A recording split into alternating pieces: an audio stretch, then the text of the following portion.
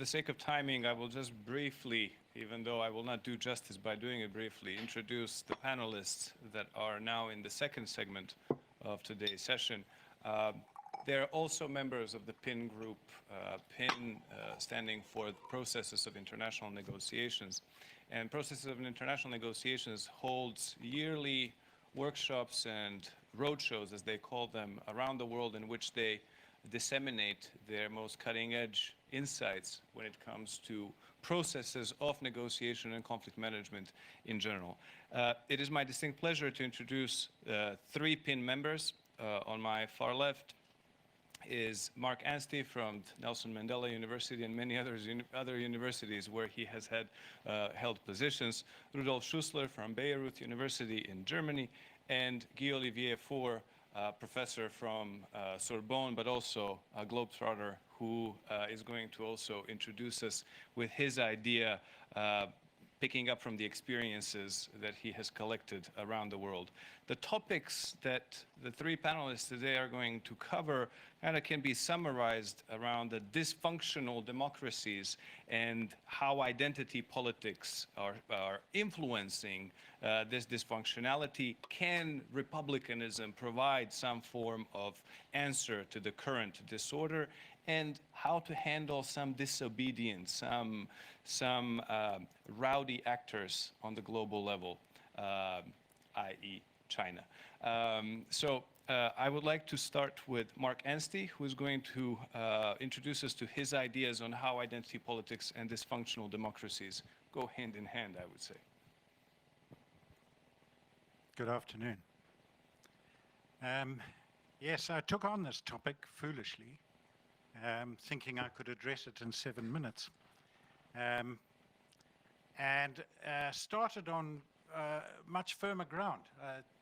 I've lived in South Africa all my life. I was very actively participant in the transition process, where we moved from a repressive minority rule to basically a liberal democratic constitution and a full-blooded system of human rights. And I now spend a fair amount of time in England, where I'm watching with great interest Brexit. Both carry heavy identity politics dimensions with them. And every time I think I've got a handle on this, I haven't, because there are other layers coming in. I can perhaps respond to some of the questions you asked Valerie from a South African perspective, and I'm still mediating conflicts in South Africa in ways that attempt to address some of this at a more grassroots level. But let me talk to the bigger topic. What makes a democracy dysfunctional? And we have lists. We know Freedom House produces annual reports of freedoms across nations. We have an estimate of 116 out of 186 nations that have been investigated that remain electoral democracies. But Freedom House believes that democracy is in a crisis. So they're not looking simply at the small rollback that's occurred in the larger definition of what an electoral democracy is. It's what's worrying them is liberal democracy and the rollback of freedoms, protections for minorities, electoral freedoms, media freedoms, rule of law, transparency, and so on. And then what do we mean by identity politics?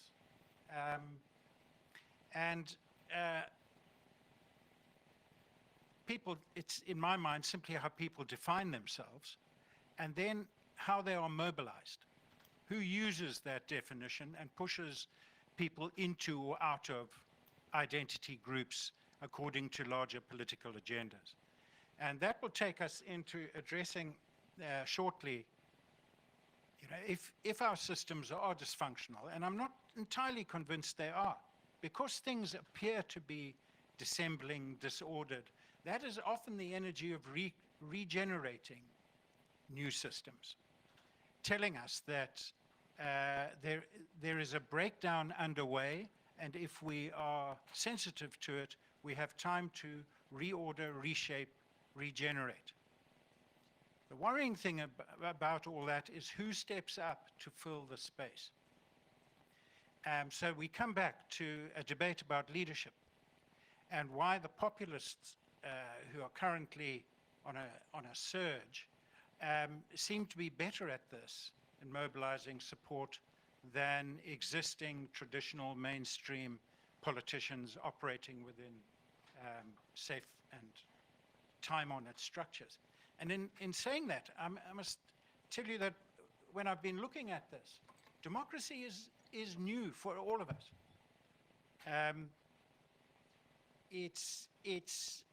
Even the old democracies, full democracy is a new practice. And it has produced complications and issues that are far away from the countries that I work in now that are aspiring to democracy and think it's a point of arrival somehow, rather than a system of, in my mind, that is designed for ongoing problem solving. If in phase one, you are designing a system that will give credibility to leaderships and to problem solving systems. And then those systems actually have to keep delivering to the people that put them there, and in there lie complications. So we arrived in democracy late. We arrived across the world off completely different historical trajectories. The West had a particular trajectory worked out through blood on what a liberal democracy might look like. Other nations arrived through trajectories of colonialism, long-term repression, underdevelopment in completely different contexts and in different shape. So economically, culturally, in terms of tradition and narrative, forms of government have come through completely different trajectories. And then we arrived and we've got a sort of one package fits all. When I look at Europe, I see completely different, a huge diversity of diversity. It's got completely different mixes. Although we use the term diversity, the levels of homogeneity, heterogeneity are different. And if nations are complexly already heterogeneous and experiencing problems, I think that's a different shape of democracy to debate to ones which are seeking to protect their existing homogeneity. You can see why I got confused. I went back to what did we want out of a democracy? And the search starts not for human rights, but for social order. And the need eventually to say, look, the only way we're going to get social order is through some kind of consensus of what the rules should be. And then we've got to agree on who's going to exercise authority for those, consent. And we've got to have governments with capacity. And as we know, the great enemy of democracy is poverty. It removes the capacity to deliver to citizens effectively.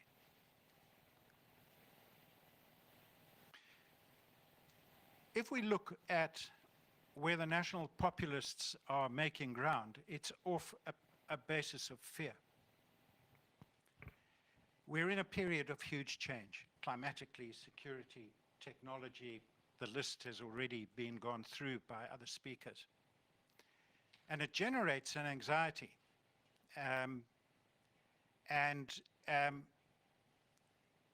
The sort of common dialogue is that the system has lost touch with the people. The politicians that run currently can't be trusted. The systems that have been designed are ineffective for the problem solving, for the problems of the future. Trust us. We're against multiculturalism. We're against immigration.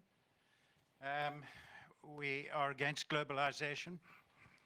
But of course, largely the people mobilizing this haven't ever sat in positions where they've had to engage with these on a practical level. They're in mobilization mode rather than delivery mode. And some of the pushback perhaps needs to come from, if you're dealing with pushback politics, what do you need in order to respond to that? I'm going to just outline a couple of things. First, credible leadership is critical. The South African transition was managed through changing the narrative from us and them to a joint nation-building project. And it required a particular kind of leadership that mobilized people out of the past and into structures for the future. It's a stumbling and difficult transition that's still a long way from being finished. And there are all kinds of new identity problems because conflicts mutate through time. So credible leadership. The other thing that was critical in our transition period was civil society participation. We didn't just leave it to political leaders. We created structures where people would take ownership of and responsibility for peaceful change on the ground. These are grand missions of reshaping culture, and nation building begins with reshaping culture, and the tolerance is the heart of what democracy is about, and it orders the shape of how you design your systems. I would say this, once you've gone that route, you have to build structures that support the change of narrative, if you want attitude change, and in the new world, which is the longest in democracy, we have multiple identity shapes. Things that are not of concern in the developing world now are busying the courts, dispute resolution mechanisms in the so-called first world. If you want to fix the problems of democracy, the saying goes, more democracy. If you want systems of tolerance, you have to create systems that enable tolerance and provide certainty to people who are in a crisis of uncertainty. And then finally, I just want to say, hold steady. We cannot go a route globally where internal systems nurture intolerance. Because internal systems, even those we might have sympathy for saying, well, let's keep those guys out. They're not democratic. They're not going to fit in our society. But once you've fingered an external group as being a problem for your internal stability, what happens to the minorities that exist in those nations already? Do they not, is the short step not next to discriminate, marginalize, and isolate those groups? So only liberal democratic principles offer protections to individual liberties and minorities.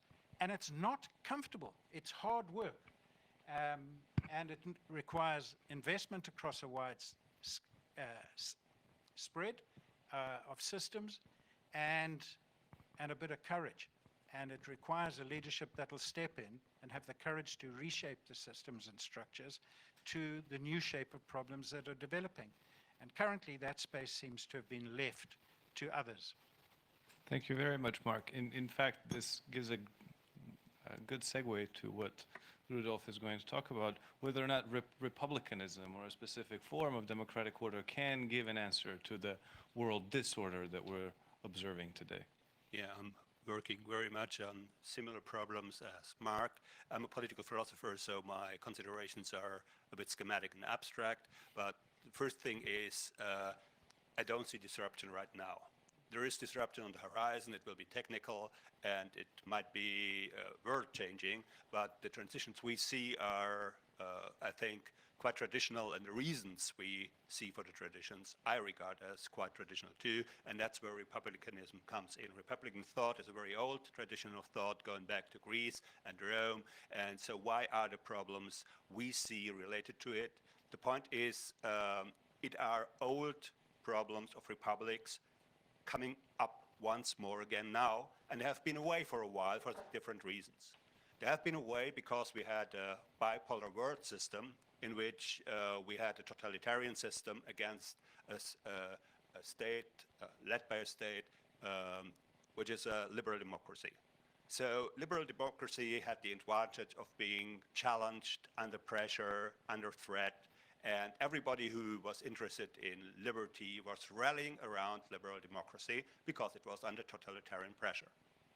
This situation fell away after 1990, and it changed into a different situation in which there was one superpower, one remaining superpower, the liberal democracy par excellence, which tried to spread in the 1990s its ideas, its liberal system over the world. Doing that, it challenged other countries, other cultures, and it wasn't helping them to sustain their life under pressure, but it was trying to impose an idea of liberalism on them. And republicanism is very much about non-domination. That's a quite modern understanding of republicanism, which has been around for 20, 30 years now. But if you focus on non-domination, it makes clear that the spread of liberal democracy has a paradoxical side. It liberates the individuals, but of course by dominating their way of thought. So if people have an interest in their own liberty as non-domination internally in the state, they may also have an interest that their state is not dominated by other states. That's the classical definition. That's what in Greece and Rome was part of classical republicanism. The state should be strong enough due to the civic virtue of the citizens to be not dominated by other states. That was important for Athens, and of course Rome was strong enough to dominate others, but basically dominating others implies that you first are not dominated by other states. So if your interest, the interest of the citizens is in their state not being dominated, as part of their civic liberty, liberal democracy has a problem. Liberal democracy has the problem that if it is spread by violent means or by missionary means that are not chiming in with the culture in which it is transported, it becomes dominating over the state. And people might resist, in the interest of their liberty as non-domination, the spread of liberal democracy. Question is, does this happen? What we see in countries like Russia or China, at least partly, might be explained by their populations legitimizing the rulers. These people are not utterly dissatisfied with the rulers and with their lack of civic liberties because they believe the rulers make sure their country is not dominated by other countries, and in this way just serving their republican liberty. If we want to overcome the situation, we'll have to understand that exclusive reliance on liberal democracy and on the values of liberal democracy will not bring us far, as long as the liberal democracy is not able to be a global hegemon. It will not be able to overcome the interest of different cultures and countries not to be dominated. We see this now in the actual interactions between China and the US, and it's quite interesting that traditional realism in international relations is not very fit to explain what's happening, because most of what is happening is on the economic side, not on the military side. So it's about economic domination or becoming economic equal. It's not about military equality. This was the main issue between Russia or the USSR and the West. It was a struggle for military equality or military superiority. This was the issue of realism. It's no longer the case.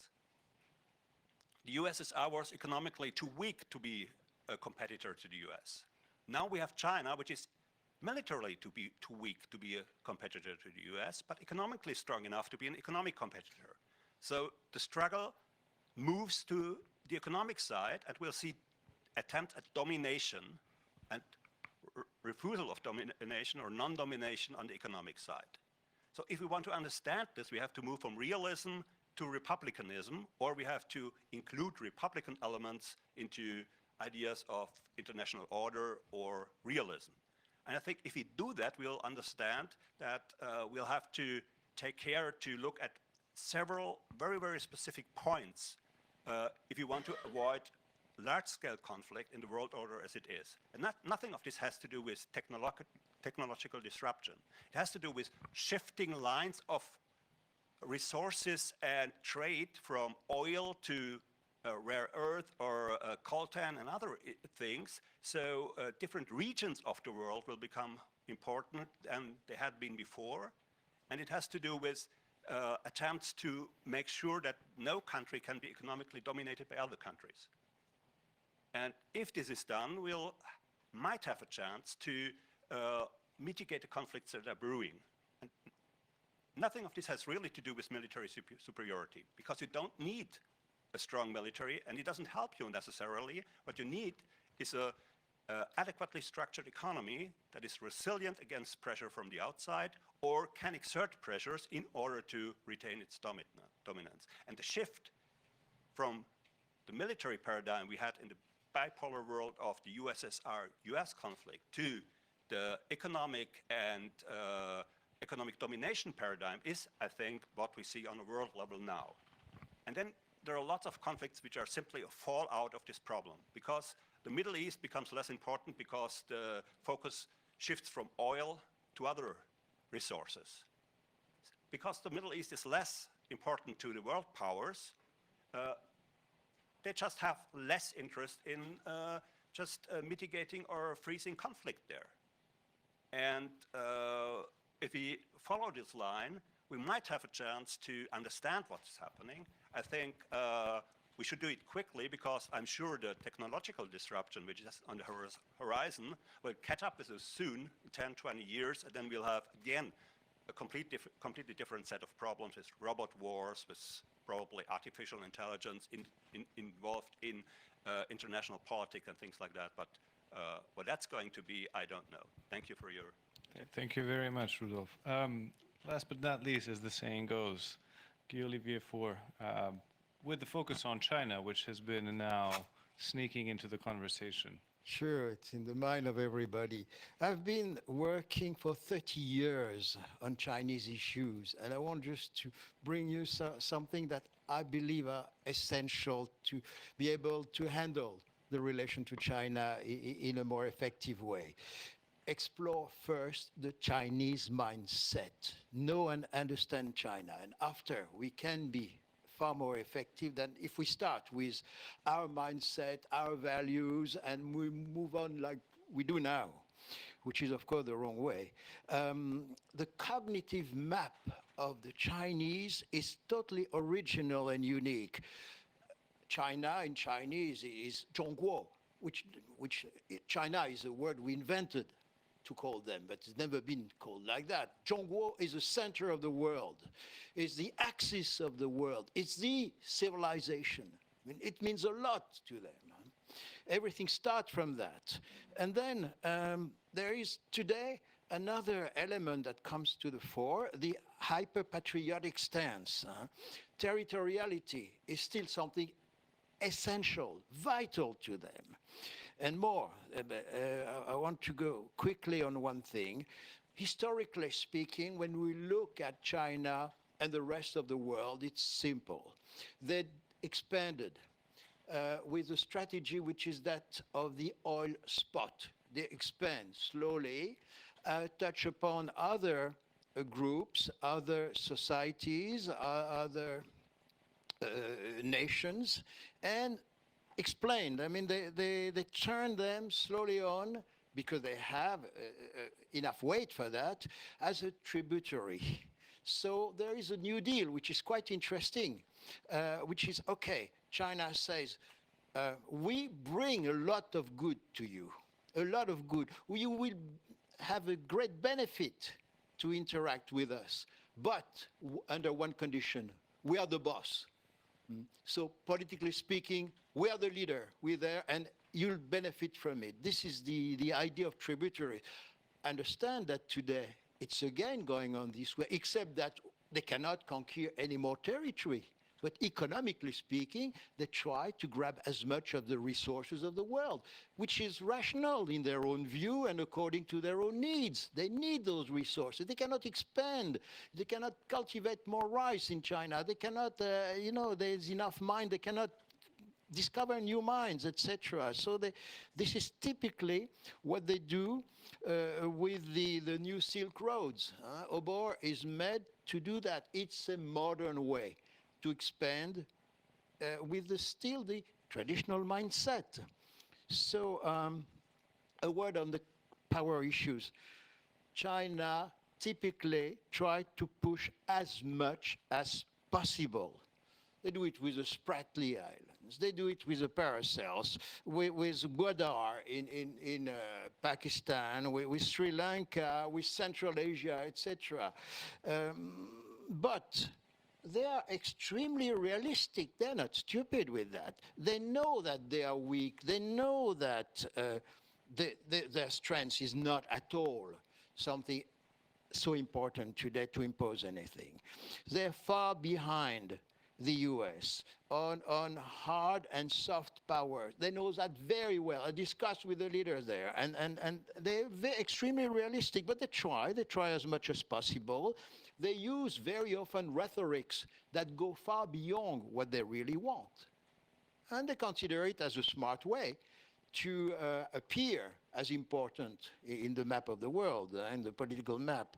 Their mindset is clearly a zero-sum game. When they negotiate, they play zero-sum because they understand in their mind it cannot be anything else than zero-sum, but they know us very well. They've been well aware that we love to hear win-win. We play win-win games, etc. So they repeat it. I mean, if you discuss with Chinese, every quarter of an hour they will drop a win-win. But it's just like win-win is not in the mindset of any Chinese. Win-win should be maybe the name of a panda in a Sichuan zoo. That's all. And then what we have is, what they play is, Sun Tzu strategies. Sun Tzu strategy, the 36 stratagems, etc. I mean, they play tough. They always have a hidden agenda. This is basic in China. It's not to be unpleasant. It's not to be tricky. It's in their culture. You never play direct. You have to do it indirectly. So you never ask for what you want. And opacity is really their zone of comfort, the Chinese. What makes us so awfully uncomfortable is fine to them. It's natural, it's normal, and they can handle that beautifully with some of their tradition like Taoism, etc. I want to say a last thing about the attributes. They are extremely face concerned. Face is essential, and we can play with that. In a moment, I'm going to go to the recommendations. We can play a lot because it has no cost to us, and we can achieve a lot of things with that. So if we look at now at the world order, or as Bill Zartman said it, and I think it's very strong and good and smart and accurate, the world disorder, how to handle this smartly, this world disorder, I would say we have a newcomer, okay, with a different history, different methods of handling problems, and a different cognitive map, which is China.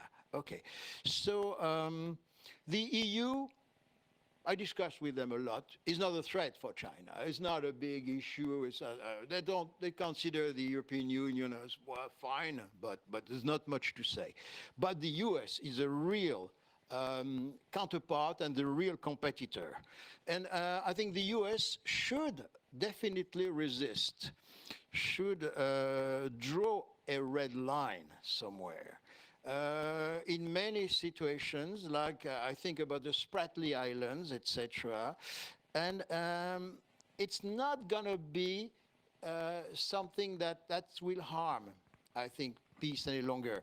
China will go escalating with rhetorics, but only with rhetorics. They know how far they can go. They know their own limits. They have a lot of very important problems, much more than we believe. China is still a developing country. It's a third world country with a lot of domestic issues.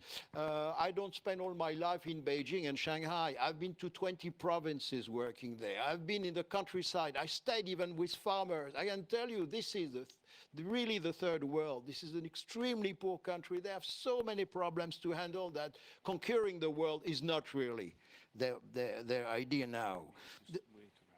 Okay, then the Chinese culture is typically Taoist, which means what? Harmony, balance, and a sense of how far can we go without going too far.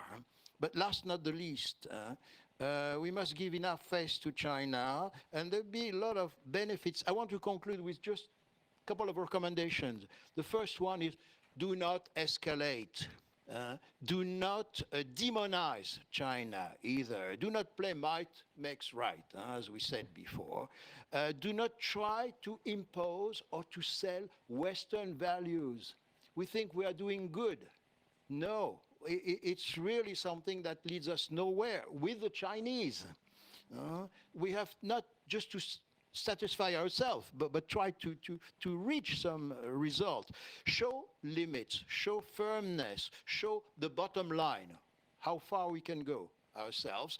The Chinese will always push until they realize that there is a real bottom line. So we have to show it at some point, and then finally save Chinese face. There's no cost, and it's essential for them. And then the relation will cool down for the better. Thank you. Thank you very much. This brings us to the end of our panel because we are time constrained as we have been signaled. But please join me in a round of applause for all our panelists for today for a very insightful and thought-provoking discussion. Thank you, everyone, and good luck with the rest of the conference. This is the banner for the special issue. As you can see, GOBSEC is one of our also sponsors. We're very proud to have GOBSEC as part of the team. So please have a look at the special issue as it's coming out. Thank you very much.